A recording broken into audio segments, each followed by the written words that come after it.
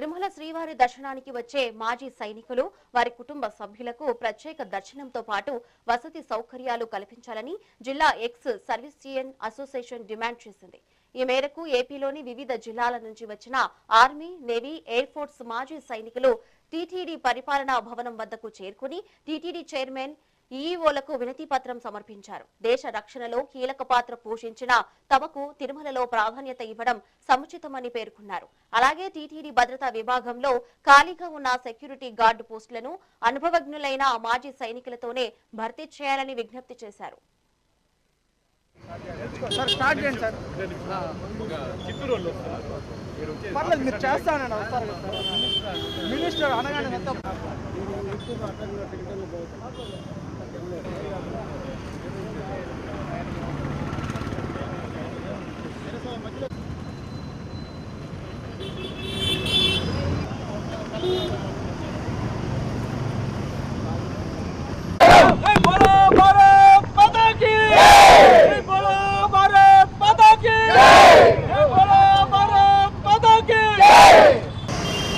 రాష్ట్ర వ్యాప్తంగా ఉన్నటువంటి మాజీ సైనికుల కుటుంబ సభ్యుల యొక్క చిరకాల వాంఛను, చిరకాల కోరికను ఏదైతే ప్రపంచవ్యాప్తంగా ప్రఖ్యాతిగాంచినటువంటి మరి తిరుమల తిరుపతి దేవస్థానం, అదేవిధంగా ఎంతో వేల మంది, కోట్ల మంది అభిమానుల్ని, భక్తుల్ని కలిగినటువంటి వెంకటేశ్వర స్వామి సన్నిధిలో దేశ సేవ చేసినటువంటి, దేశ రక్షణలో అనేక ఇబ్బందులు పడి, అనేక కష్టాలు పడి, అనారోగ్యాలకు సైతం గురయ్యి, అంగవైకల్యాలను సైతం పొందినటువంటి మాజీ సైనికులకి ప్రత్యేకమైనటువంటి దర్శన సదుపాయాలు కల్పించాలని చెప్పి, అదేవిధంగా వసతి సదుపాయాలు కూడా కల్పించాలని చెప్పి మేము ప్రధానమైనటువంటి డిమాండ్తో తిరుపతి దేవస్థానం ఈఓ గారిని, అదేవిధంగా చైర్మన్ గారిని కూడా కలిసి వినతి పత్రం ఇవ్వడానికి ఇక్కడ రావడం జరిగింది.